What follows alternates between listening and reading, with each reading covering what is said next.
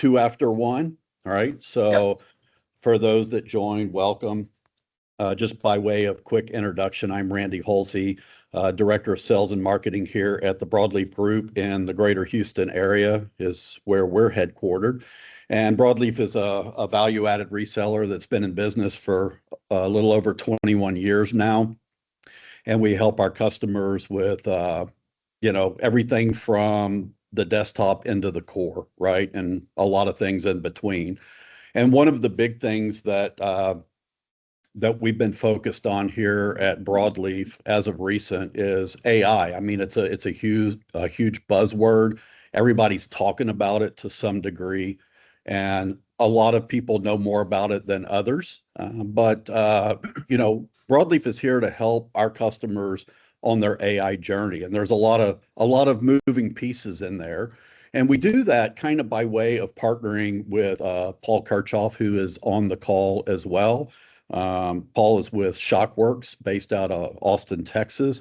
And we've got some wonderful projects going on all over the state of Texas in and around operational AI, AI on the IT side of the business. And we've been working with Paul and his team for quite some time now. And, just trying to help companies grow revenue while keeping costs down, right? And really creating more margin in how we work as a business is kind of the idea. And so not to belabor introducing Paul, but, here with me on this call is Paul Kirchoff from Shokworks out of Austin. Paul? Yeah, sure. I'll give you just a little bit of background. So I've been in tech since I came out of the womb. I started coding right within the first couple of months. No, I'm just kidding. Maybe not that long, but it feels long. No, I'm the chief AI officer for a company called Shokworks, and we're a pretty unique company in the sense that we have some very, very powerful breakthrough kind of business mechanics and business consulting on the front end as we look at both, technical infrastructures, workflows, where can AI be applied? I don't think there's anybody that I would get on a call with who has spent more time shaping intelligence at the frontier than myself, right? And the unique thing about the company is that we can guide and have guided, nationwide multi-billion-dollar companies as well as like mid-market companies, how you go from whatever got you here with your human talent and your technical infrastructure to where you need to be, given a war that many don't see as clearly as we do, that's underway for efficiencies and competitiveness. And so the unique thing about that company is that we have the ability to guide a company on the front end in a very unique ROI-based way. You're going to see some of those principles here in a little share that I'll give. But also we have the top 1% technical horsepower to partner in with an IT team to shape intelligence and to put it into workflows. And we'll talk a little bit in a presentation that I'll give about the difference between, AI and LLM use and the policies that, every company is scrambling to put around that, right? Which is very important, and where it's all going. And when Randy says operational AI, we are talking about the full company. And I don't think there has ever been a moment where I've sat in front of somebody, no matter what they do, including physical jobs, but no matter what they do, department, job, title, or business model, where artificial intelligence is not going to completely reshape competitive dynamics in the next probably 3 to 5 years. I'm probably being cautious in terms of being more aggressive, but the truth is adoption is happening. But what's happening is, we were all used to semiconductors and Moore's law kind of doubling CPUs. This is far, far greater, far more impactful than that. And my hope is by the time we're, done talking today, Randy, everybody will have a little bit of my experience in their hands. Just to give you a little background, I was a very early employee here along thousands of years ago, it feels like, at Dell, before anybody in Austin knew who Dell Computer was. And for those of you that don't know what was happening at the time, we were probably one of the greatest companies ever with a blank sheet of paper in applying technology and innovation in operations. I remember we were probably some of the first ones to have international talent, right? And how to manage and do this 24/7. First, some of the first ones to scale marketing online, supply chain sophistication, manufacturing, cell-based elements. And I was lucky to be one of the people with a blank sheet of paper that could innovate a lot of that. And that's carried on through my whole career. So, now that I meet you guys here, I've got the expertise to shape intelligence, have been a CEO for many companies along the way, but it all started back in the day when we were looking at operations and trying to figure out how can we reorganize, rehire, rethink efficiencies. And AI has that ability to affect all of it. And we're going to get into that today. So I'll turn it back over to you, Randy, if that's good enough. Yeah, I'm good. If you're ready to jump right into presentation mode there and walk us through a little bit of the AI journey. Yep. All right. Yeah, cool. Well, and let me just say this. I think one thing I want to share is also to make sure that, this presentation, which is elements of like kind of what we do together with Broadleaf when we engage with a company. And when I say we engage with a company, let me just say this. There are some companies that are ready for business transformation in AI. And what do I mean by that? I mean, like, they know AI is coming. And by the way, regardless of who's on the call today, almost every executive, in today's world understands nervously, right, that AI is important and we've got to get a game plan around it.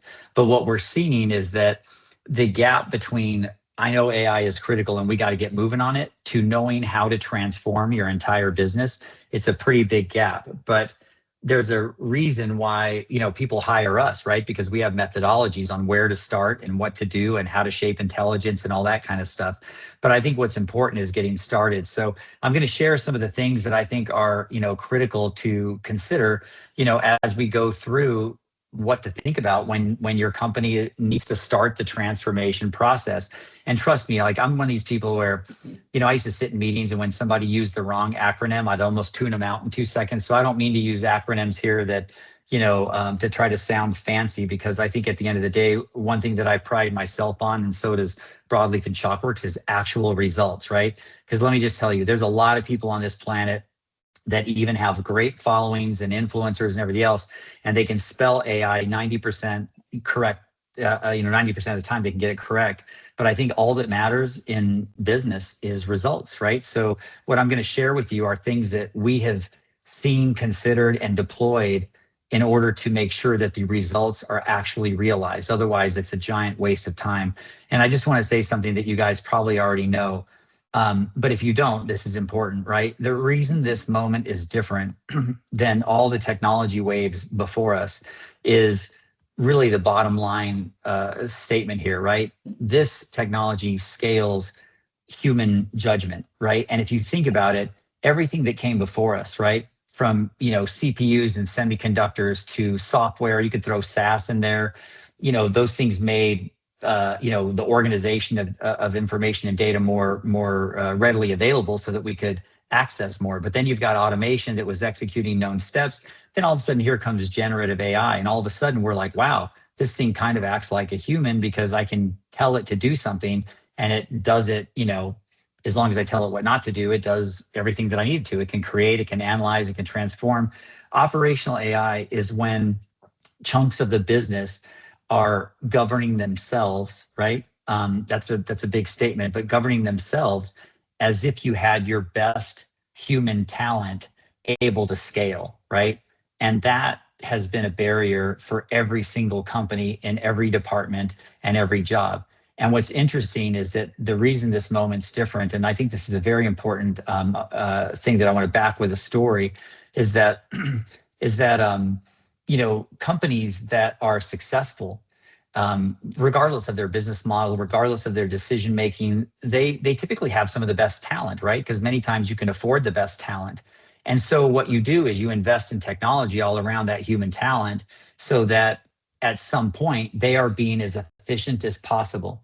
For the first time with operational AI and AI that's going to continue to scale, the question that you can ask is, what if our best human talent is the bottleneck, right? And it is the bottleneck because you guys know how hard it is to hire the right people, right? You have an A player here and you want more A players. And even if you have the budget, it's hard to find the A player. Well, what if I told you we'll take the A player and put their brain, their judgment, their decision-making process, but we're going to break from their 12 hours a day of work.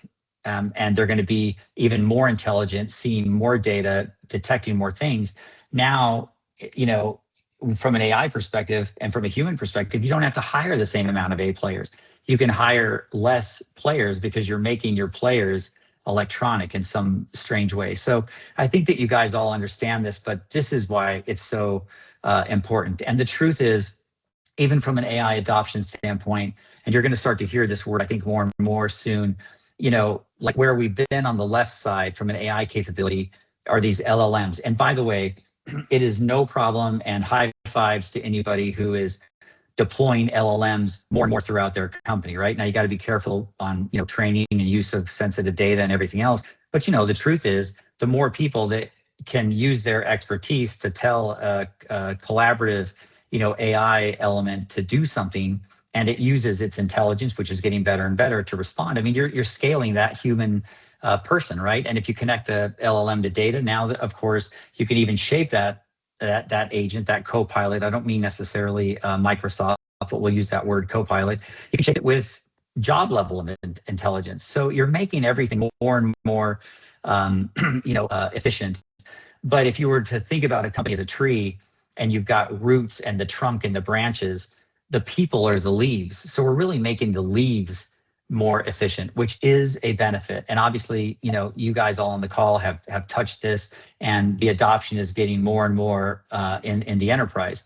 However, where things are going, and quite frankly, for those of us at the edge that are experimenting with things and building new technology and AI, we're already where this slide says we're going. I'm telling you, we're already there, which is I have an agent and I say, here's what I'm trying to accomplish, right? And that agent comes up with its own plan, understands risks, grabs the right tools, gets the data, verifies the data one way or another, and then completes the analysis and escalates to whoever the human is that might need to make this final critical decision, right? And that is a step away from, you know, an autonomous agent, right, where it's running its stuff, making its own decisions, and then, you know, not needing somebody to escalate to. That's not here right now, right? Because I think humans, and we all know, we need confidence. And regardless, by the way, of what everybody hears, like, you know, some agent running amok and getting out of the cage or whatever, a lot of that, to be honest, is you know, marketing fodder from one LLM against another and trying to get attention. So I really wouldn't worry too much about it. I think that the AI industry is very, very focused on security. And you can see even from a federal government perspective, when there's doubt on security, there's regulations that are starting to step in and close it down to be careful. And, you know, the power of these things is not there today. It will be someday where we do have to be careful. But from a company perspective, what people have been doing with LLMs is valuable. But if you're a tree as an organization and you want to be strong and provide shade and nurturing, I guess, you know, you're helping the leaves. This stuff is where the leaves start to be able to operate the branches and everything else below it, and orchestrating and work across multiple agents, multiple data sources, and that's where we're going. Hey, Paul, Now, I think it's important to point out to the listeners and people that will stream this on demand, right, is that, and I'm sure that you'll touch on it as you go along, but when companies think about AI, the first thing that I think comes to mind a lot of time is, well, we already use Copilot, right? So that to them, in their mind, we've enabled AI, we're good, that's all we need to do, right? But what Shokworks does and what you guys bring to the table, like ChatGPT, Claude, Copilot is like 1% of what you guys bring to the table, right? So it goes much deeper than just a web browser with ChatGPT in it, right? Yeah. So I wanted to point that out, that that's a component of it, but it just goes much deeper than that for the listeners on the call.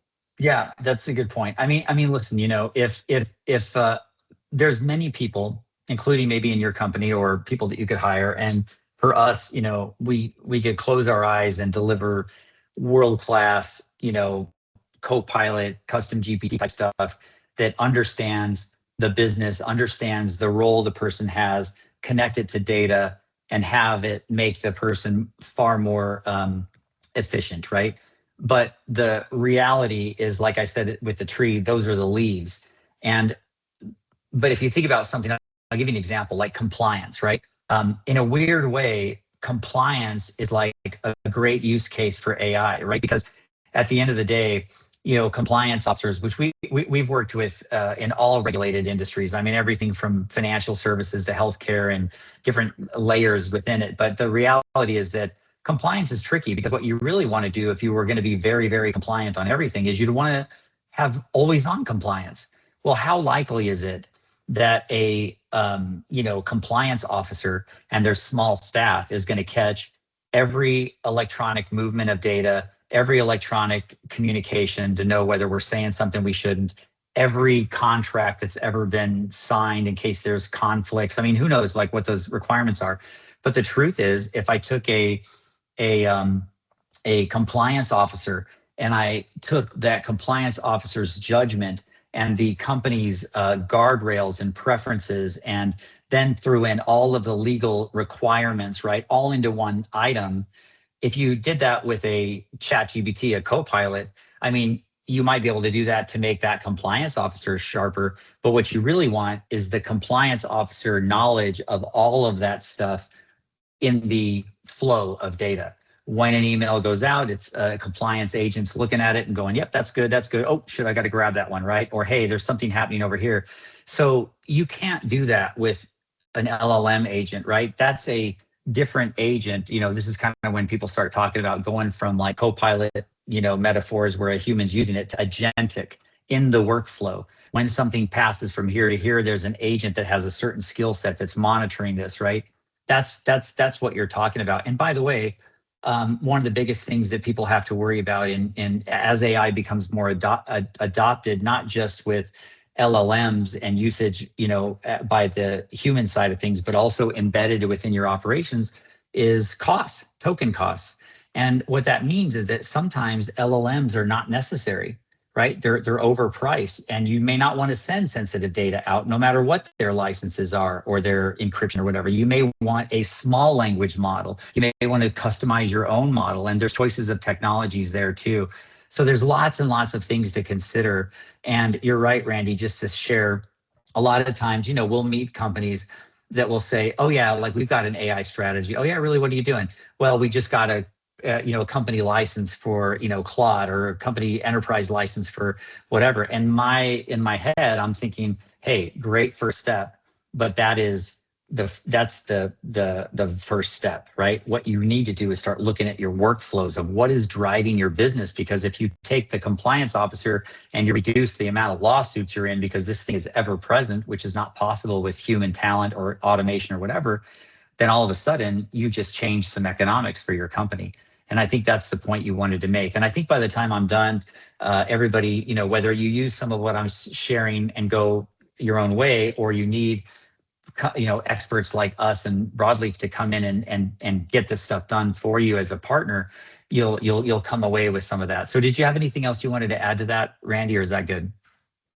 No, I just think that that's important to point out, because I think there's misconceptions sometimes around AI, in the fact that if you're using Chat GPT today, you're an AI guy, right? You've fully adopted, and it just runs deeper than that, as far as governance, the data lake, everything involved in AI, right? Yeah. So I just wanted to make sure that we made the listeners aware that there's a lot to it, and Shokworks brings a lot of great information to the table on how to guide customers through that maturity model, or through that journey, right? The AI journey. That's at the end of the day. Yeah, that's right. And I think I'm gonna have a slide, the next one, that's going to drive this home. But just to share with you, I kind of put the race is underway, and the race metaphor may not make sense now, but I'm going to show you some evidence on why this makes sense. But just to look at some,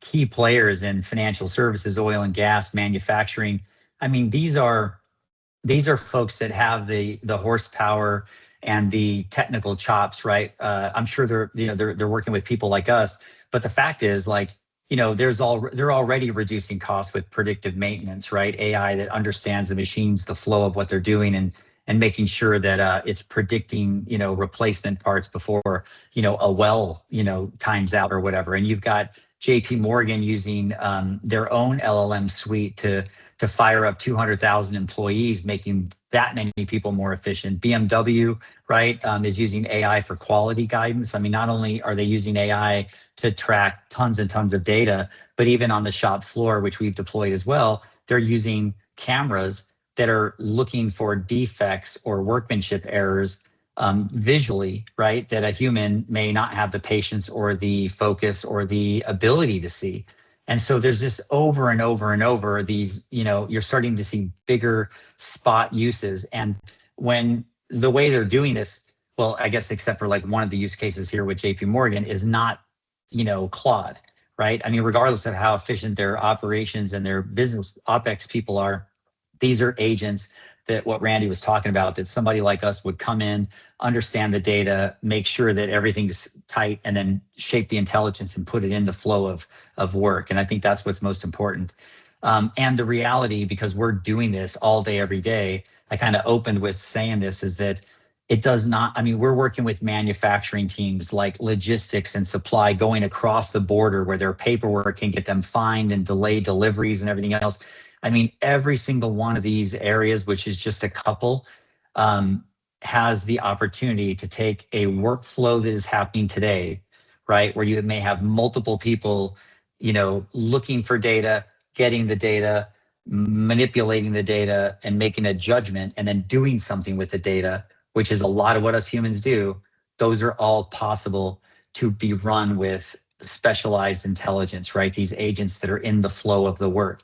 And of course, I'm not suggesting blindly that they just do the work and humans are gone. But what I am saying is that as a company grows, the 6 people that are doing that workflow can now operate as if they're 40, which means that as the company continues to grow, the human cost in that cost line item does not need to be on the same curve. And the gap becomes profit, which we'll talk about in this example right here. So just to give you an example, and I think, Randy, this hits the, this just hits a simple math, but it hits the difference between we got an AI strategy because everybody's got LLMs versus like agentic stuff is this. You got a $250 million company.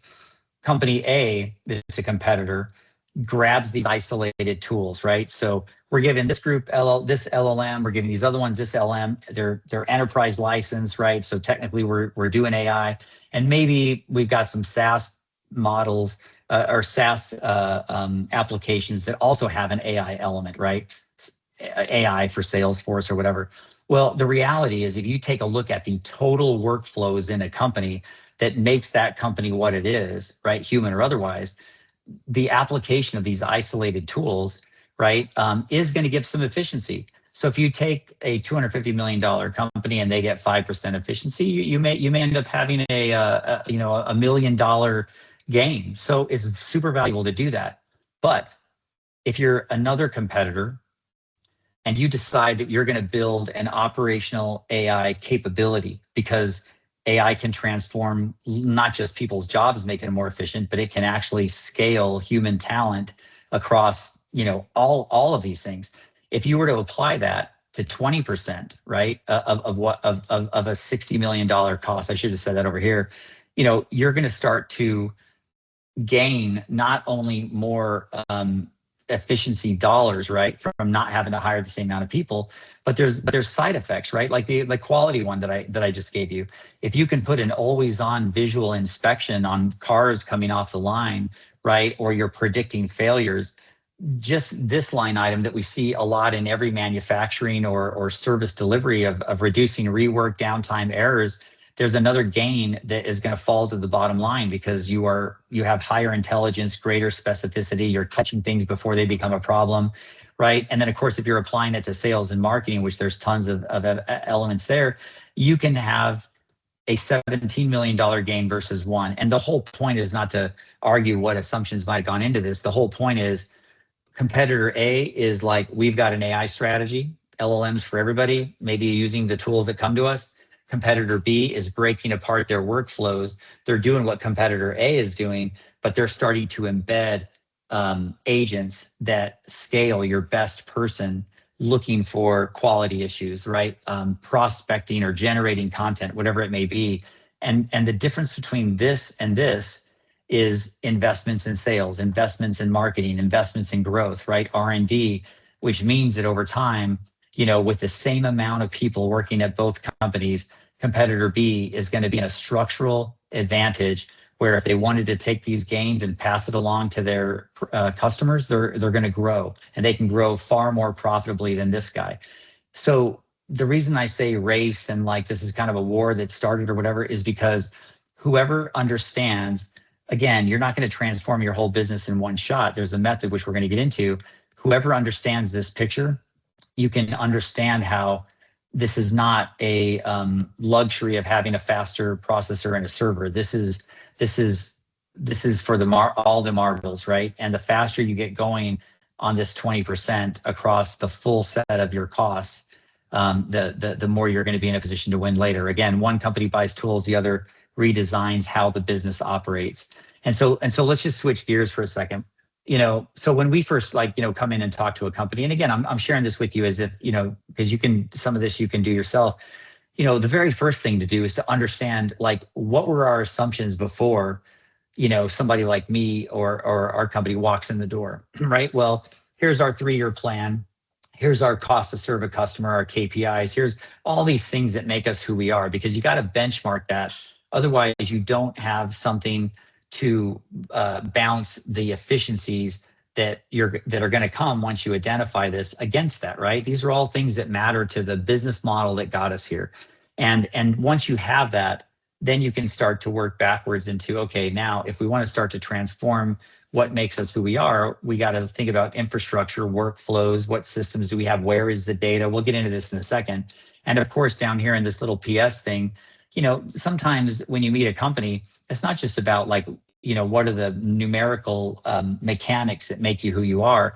It's also things that are material to your trajectory. For example, you could have technical guardrails like, hey, we're in a multi-year license with this proprietary vendor of an ERP system, and we can't just move off of that. So whatever you guys are going to come up with, know that that's not something that can become more efficient, right? Or commercial ones, you have contracts, that matter, or regulatory constraints. So you always have to have this deep view of what is the benchmark and the guardrails. And by the way, some of them aren't always constraints. Some of these are desires. Hey, we want to get to this point with the number of people that we have in the company, right? That produce revenue or whatever. So this is probably, a basic thing. And then you start to understand, how are we going to get a company in a position to harness artificial intelligence, right? Because like I said, if you believe that, hey, a good first step is LLMs, maybe discipline-specific LLMs connected to data, which should be happening in your company, that's a great first step, right? But now we really want what company B had. And in order to get to what company B had, it wasn't just sitting down with somebody like me and going what, we really want compliance agent everywhere, right? So let's go do that. A lot of companies do that, but the reality is before you can start to deploy agentic AI monitoring for, issues that need to be escalated, double checking human, data entry, all sorts of stuff, you got to look at these things in front of us, right? Now, this is the infrastructure technical foundation.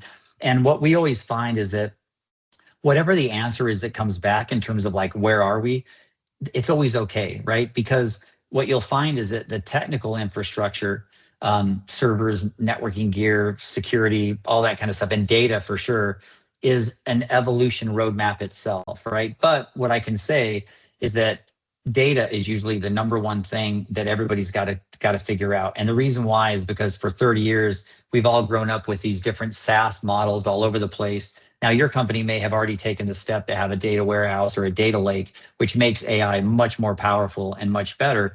But the truth is, we see this, we see, data all over the place. I mean, some people have no clue about duplicate data. Some of their data is missing fields. Some of their data is all over the place.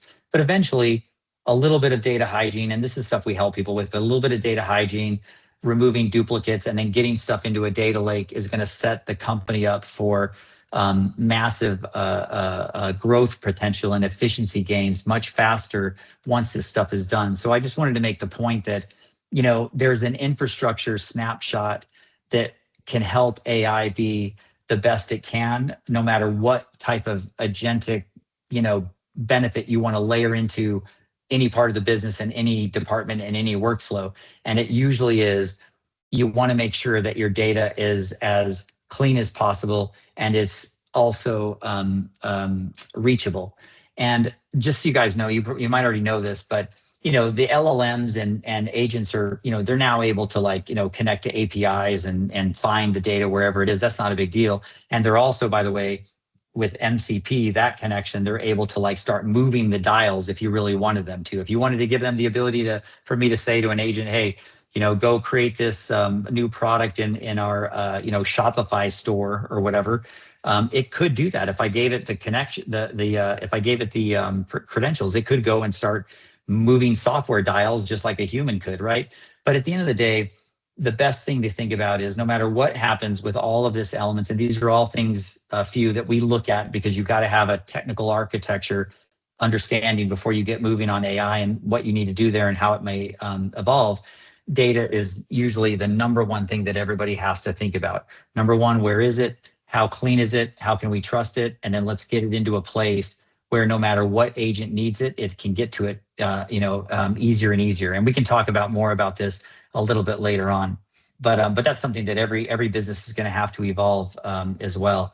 So assuming that one side of our squad or you guys are looking at the technical infrastructure to prepare for operational AI, which we already talked about, the other side, the business side, needs to be discovering these workflows that could be candidates for efficiency gains from AI. So whenever whenever we do this, number one, we're going department by department. We're taking the best 3 people that have been there the longest. And, on one hand, we're discovering what it is that you guys are doing, but really how much time are people spending on this particular thing? What information are you gathering? What decisions are you making? And then what's the output that you need to do? And when you start to build all of this stuff, you start to find in the meeting, not only are you documenting workflows that maybe have never been documented before in this way, in a little bit of a digital replica way, but we're also understanding real time that whatever they're struggling with, we already know that there's an answer. And when we find out that there's a workflow, for example, that is heavily manual, for example, you can see some of these things that tell us that these are good workflow candidates for AI. We're also understanding in many cases why doing it that way won't even be necessary. If we can get the intelligence out of your best people and make it an agentic thing, you won't even have to do that, right? You'll just be the escalation path. So I just wanted to say, when you start to work through either a department or a company overall, you're usually going department by department that runs the business. You're finding these workflows. You're understanding for that workflow, what is the resource load? We have 150 people that do this process, right? And if you do that, you can find out here's how much that's costing us to do that process. Those are very important things later, because you might decide to modify or evolve those first because the gains are so big later. Strategic importance is important. And then of course, workflow versus tasks. I'll give you an example. We met with a finance team, and they did have workflows, but they also had many, many reports that they just kind of do at a time. Well, those tasks are good for a very intelligent copilot that can possibly even do the tasks for them. That's not really an agentic workflow that's like a manufacturing line or a quality check or whatever. So knowing the difference between these things are important. But one thing I just want to share with everybody is these are things that you look for, right? That mean that regardless of when you're mapping out how the company does its work and what systems it uses and data, these are things that tell you, wow, this could be a really good candidate for AI to be able to handle and reduce the burden here. But the truth is, like I said earlier, and this is broad, but I'm telling you, this is the power of AI. If I sit down with somebody Typically, a human is looking for data, gathering the data, manipulating it, making a decision, packaging it, and sending it. And all of that becomes possible with artificial intelligence. Now, you're not going to let it, again, you're not going to let it run by itself. It can go to that human to QA check it and then, give it the approval to go forward. And let me say why this stuff is so important, because now you've got the infrastructure nailed. You kind of know what you got to do to get that in place long term for a full, AI operational company. You now are working through the workflows. You know how to judge them. You're making it a financial decision on what this workflow costs us, what's the inputs, outputs, escalation paths, or whatever. But what you're really doing is building a digital replica of the company. And the reason it's so valuable is because now you have the ability to understand, wow, these are the 10 workflows that cost our business the most money and cost. We should probably look at whether AI can apply there before the next 10, before the next 10. As an example, we, and I personally led a full transformation plan and roadmap for a nationwide financial services company. And by the time we were done, we had about 240 workflows that were their major workflows. And somehow we had to figure out, how are we going to prioritize these things? But what's interesting is when you understand the workflow and you understand how AI can impact that, and we use third-party validation, our experience as well, to understand like what gains can we expect versus what you're doing today, then what you end up finding is every workflow becomes its own ROI investment case, which means that if you were to line up 240 workflows, you could go to the decision makers and say, you know what, if we just get started with these 3, it's going to throw off enough efficiency by this time where it pays for itself and the next 3 and the next 3. Because when you line these up, again, whatever the strategic call is, these investments are layering on top of each other, and your efficiency gains, much like company B, are just starting to be permanent. Why are they permanent? Because as you grow, you don't need to hire the same amount of people to do that work that you would have in today's competitive landscape. And that's that is the importance and the efficiency gains. But at the same time, I just wanted to say, you're building this digital replica, which will become very valuable later as you start to weigh, should we do other things? So I'm going to switch gears again really quick. I'll pick up the pace. Governance. Nobody, including me in my younger career, would have ever thought that governance would be an accelerator, right? I mean, usually governance is like, hey, slow it down, let's make sure, blah, blah, blah. The truth is governance, I think, is a strategic weapon, and we make it a weapon with the companies that we work for, where I don't think other people think about this. Let me tell you why. Because governance is not just LLM policies. It's not just tracking what data AI has access to and blah, blah, blah. It's your people, it's your culture, it's your ability to prepare for new ideas so that you can get those gains faster than your competitors. And we deliver all of this. But when you think about governance, number one, there is a shift for leaders from operators to orchestrators. And we could have a whole conversation just about that, but let me just give you an example. In my career, being a CEO, right, and being one of the innovators, I used to always think that for every one of me, for every 5 of me or one of me, there's like 5 people that are operators. Well, that's not true, right? There's actually much better operator. For one operator who's really good, there's 5 people with a bunch of ideas. But the reason why the idea guys aren't as powerful as the operators is because you got to make decisions on where you're going to place your investments. But because AI speeds things up, you can start to test business models very, very quickly. So all of a sudden, the innovators start to balance things out a little bit, because AI allows you to deploy human judgment across different areas and find out and measure whether it's going to be successful. And if it's not, you change the intelligence, and now it is. So there's some real changes to leadership. The other thing is that teams are moving from like just pure execution to leveraging these LLMs, right? Or for example, in our company, we tell the operational people, your job is to determine what you're doing and how to get and articulate the intelligence out of your head into an agent that can do some of this for you so that you can move to the next thing. And that is like a perpetual efficiency gain. So when I say governance is the accelerator, it is culture, it's leadership, it's employee, it is for sure data security, risks, LLM policies, use case tracking, all these things. but there is a way to make this a competitive weapon. And I'm going to run through a couple of these things. The first thing that everybody says is, all right, like, let's say we're going to be serious about AI. How do we do this? Is it the IT group? Well, yeah, the truth is IT has an enormous amount of like horsepower to contribute to an AI strategy. But in a weird way, there's a balance. You need the expertise and involvement to get the intelligence out of operational people. At the same time, you need the technical infrastructure to deliver it. And then somewhere in the middle is somebody like me that shapes the intelligence, knowing a lot about the business mechanics and a lot about the IT side of things. But when you organize for it, in the same way you may be used to program management offices, we created an AI management office. And I'm not going to go through this, verbatim. We'll send this out to you where you'll have this, but there are different players that come together to make that. They are AI people. They are an outside partner, right? Because you guys know how hard it is with the jobs that you have, staying on top of that, let alone how AI is changing and what's real and what's not. That's our job. So you got to have all this that comes together, and together you operate almost as an AI department that cuts across technical IT elements and cuts across and interacts with the business operations departments itself. And together, this AMO creates ownership, speed, and accountability for the company. But here's the things that it does. It governs that roadmap. It develops the policies. It guides transformations, right? And deployment and adoption.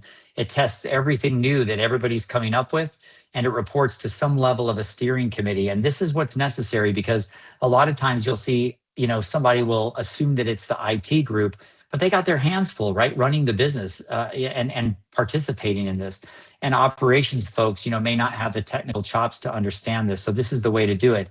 And once you're set up, with this AMO and you've got the policies in place and the infrastructure is getting into position for, AI deployments, and you're starting to move through this roadmap of workflow evolutions, you have to have a framework, because if you could wave the magic wand, you want everybody in the company to be aware of AI, looking for opportunities, looking for tools that maybe we haven't seen, looking for ideas that could transform, but you don't want them to do something on their own. Otherwise, that's chaos. You want them to funnel these things into this AMO, where very quickly there's a decision framework, right? When you're running through, is this valuable? What risk is this? What data are they asking for? What human approval? And by the time you get really good at this, you're spitting out whether something is approved for possible deployment, right?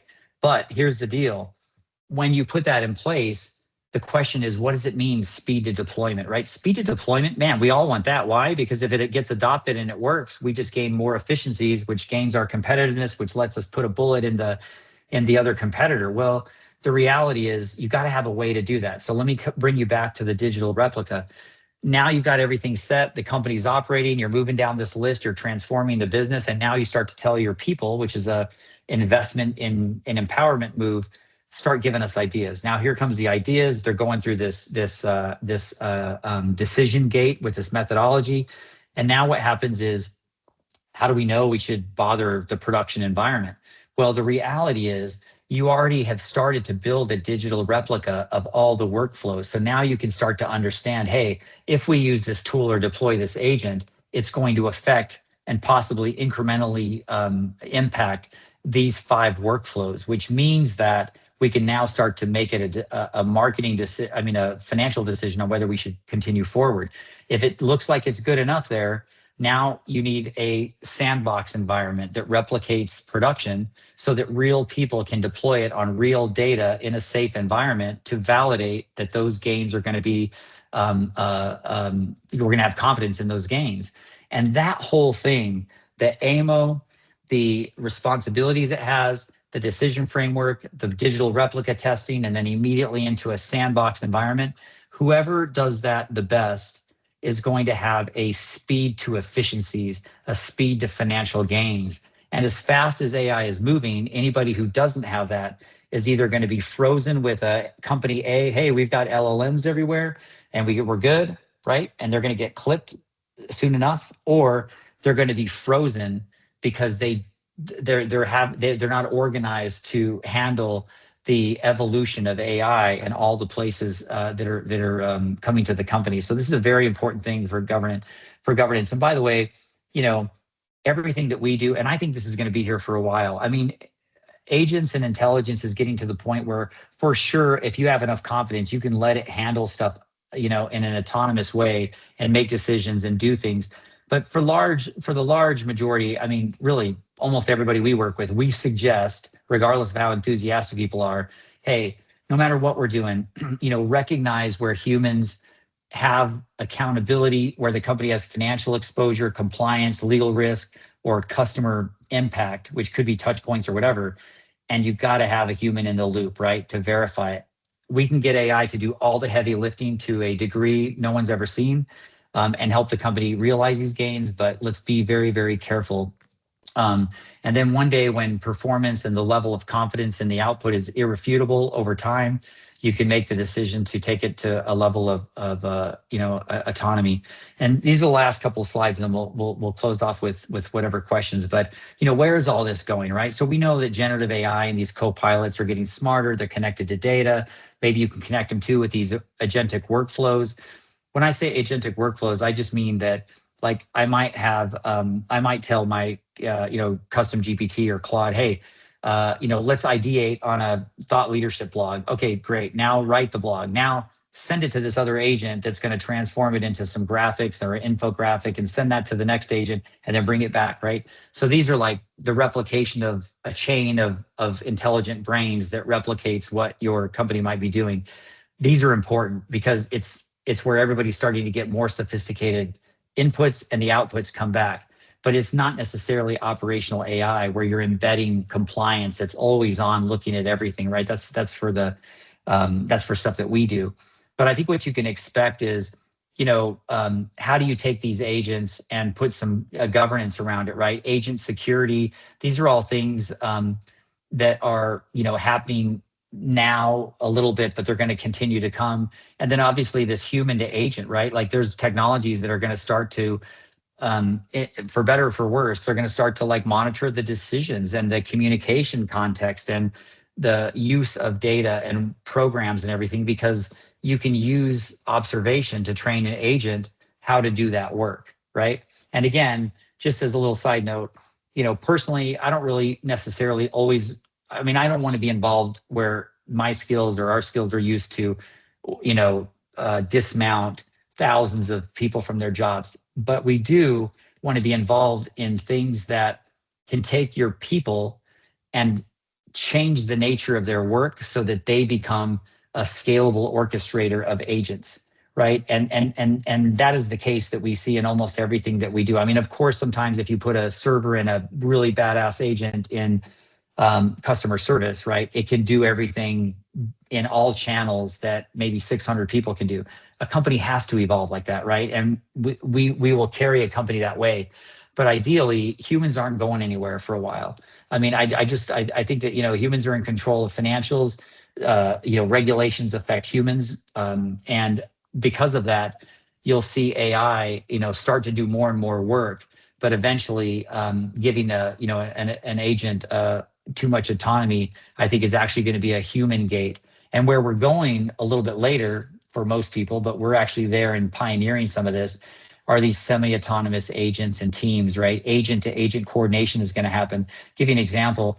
If one day, not in the not too distant future, I may have a personal agent as a customer, and I'm not going to go browse Amazon. As a matter of fact, I'm not going to be on social media. My agent, who knows everything about me, will be there. So when my agent is on social media, it doesn't need to know what your marketing is.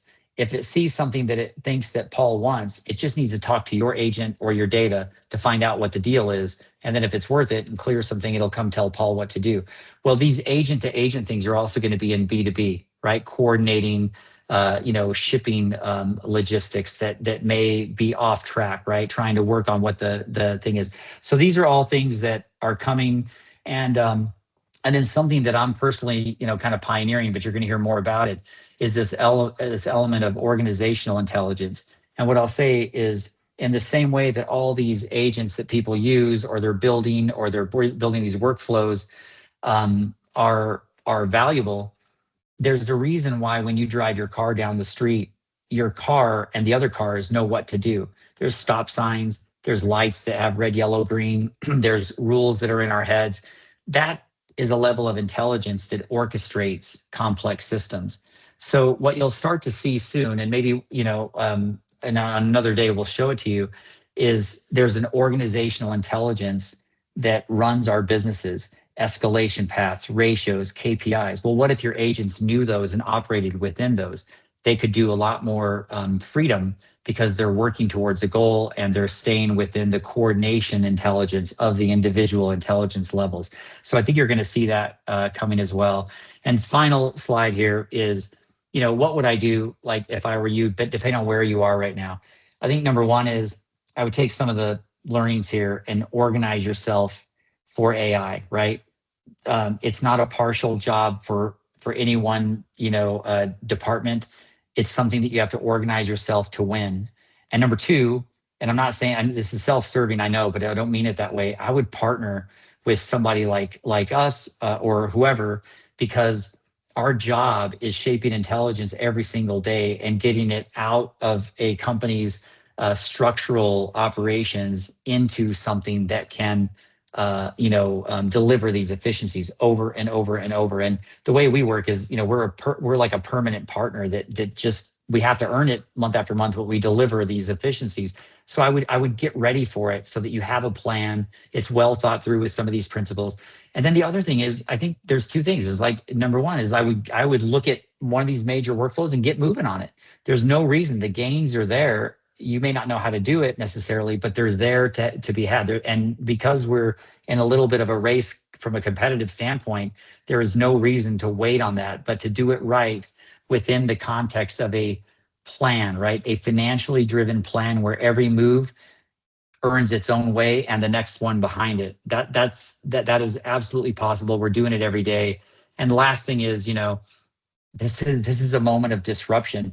And this quick story to finish is I want to share, back in the day when we were taking no prisoners with Dell, I reported directly to Michael Dell.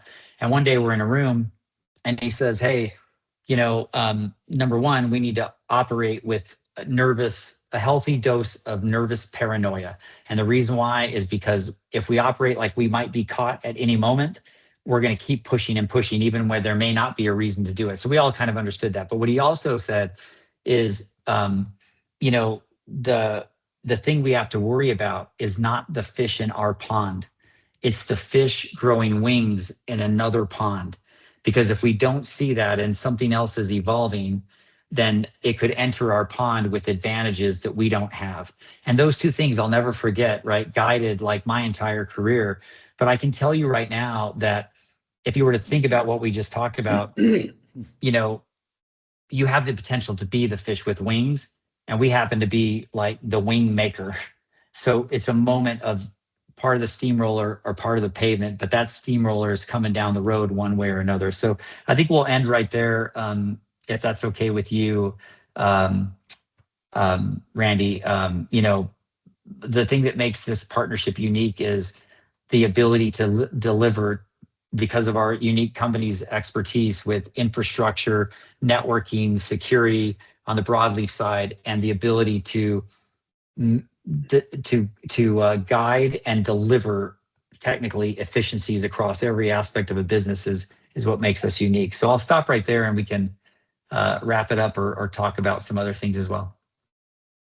Yeah, this is great, Paul. And I think for the people that have dialed in and the ones that will watch on demand, I think it's pretty simple. If there's conversations that you'd like to have around AI and how it fits into the company, I mean, reach out to us at Broadleaf. I mean, you can reach out to me directly and I can get you in touch with the right people. But it's really amazing, Kirch, how, we just set up some calls with people, and you and I have done a lot of operational calls, right? Mm-hmm. And it's really cool how just having a simple conversation opens up so many ideas and so many doors. And I challenge anybody out there to just have a conversation with us. We'll set up a 30-minute call and talk about where you are in the journey and, what's the low hanging fruit from you? Like you said earlier, Kirch, what's the one thing that you could change? If you could change one thing with AI to make your job easier, what would that change be?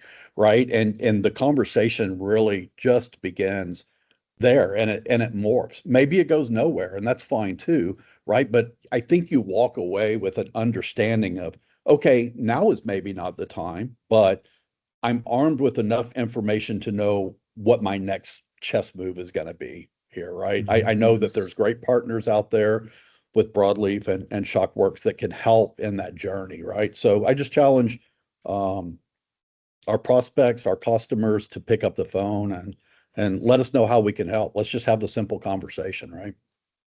Yeah, I agree. I mean, every time we're on a call with somebody, it's just like great energy, and we're listening and we're thinking and we're, because I think like what you've taken away from this is it's a team sport, right? You've got specialists that are super deep in monitoring the evolution of intelligence or all the elements that go into a technical infrastructure. At the same time, you've got the counterparties with the expertise for that business against their competitors. And we need all of us, right? So, I'm with you. I mean, you could probably get a feel for the real nature of Randy and Paul, because like we're exactly who you would think we are when we meet. There's no showmanship here, but we're really good at what we do. And every like this the dynamics of competitive, structural competitive nature are going to be changed in every single industry, regardless of how powerful a company thinks they are right now. There are fish growing wings in every aspect of it. And it's because the final mile of technical evolution, which is us, like our brains, our capability. If, how many times have you said, if man, this employee is so good, if I can only clone you. Well, guess what, right? Like if we can clone your judgment, we can clone your judgment across a lot of data, right? And all of a sudden the company's humming at a level that we never thought was possible. But again, it's very important to do the legwork to get a plan that can be adjusted, but that is like earned every step of the way in real numbers and benefits to the company. Because if somebody doesn't have the discipline to do the things that I've shared, then you run the risk of having a project that didn't quite get adopted, or because you didn't have the governance element, right? Or it didn't whatever. And, if you read in the news, that, hey, AI projects have an adoption rate of X, whatever it is, and it seems low, I guarantee you it's because they're not doing what we just covered, right? Because AI will deliver the benefit if it's done right, but they probably thought, like you said at the very beginning, Randy, we need an AI strategy. Let's get everybody, LLMs, and let's like use AI from Salesforce to get it to do something. And then if you're not cognizant of human behavior and involvement, and you're not empowering your employees, and leadership isn't changing its view, then you're going to suffer, right? There's culture, human elements that actually dictate the success of AI. So we think about all these things, and you guys should too. But I just want to say thank you for everybody, listening to me roll through that stuff, and just to, ricochet what you said, Randy. Like Randy and I will jump on a call with anybody, right? And it'll be valuable, and so that invitation is open with no obligation other than we're all going to get a little bit smarter about helping each other. So. Oh, and that was Thank my you. story, Kirch, right? Like who I was speaking about there, like in the very beginning, about this goes so much deeper than just Chat GPT and Copilot, right? That was me in the initial phases of Yeah. AI, right? Who I would have never thought that we could have a conversation with an energy co-op, and that we could implement AI in a way that where you could install cameras on a truck and drive down a street at 70 miles an hour and take pictures on the fly without even stopping of vegetation around transformers, report that back, and some action takes place from that. How efficient is that, right? So Yeah. that's what I meant. It goes way beyond just using Chat GPT as a glorified Google search engine, right? Which we're all guilty of, right? And I Yep. included am guilty in that. So yeah, it's just eye-opening just to have the conversation. So that would be my challenge to the listeners is, let's set aside some time and talk about where you are in that journey and what makes sense, right? Yeah. And the last thing I just wanted to mention, because you brought that up, was, there's usually two types of things that happen. Number one is, operationally, every division, every department, every job has work that they do and can be transformed. That's operational AI. But in some cases, including one that we're working on together, Randy, you have the product is professional services. The product is human talent.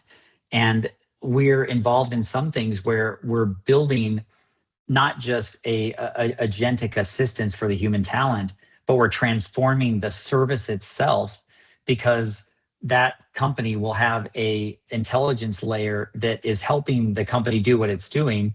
And that alone is going to win more bids with differentiation, which is going to drive more valuation for the company, right? Sure. So sometimes we're building things to intentionally change the product and service that the core professional service offers. So there is nothing that's not a possibility, and we'll get down to it in a call together. So yeah, but appreciate everybody joining, and we'll listen to this later. Yeah. Appreciate you guys being here and taking the time. Have a great day. All right, everybody, take care. Bye-bye.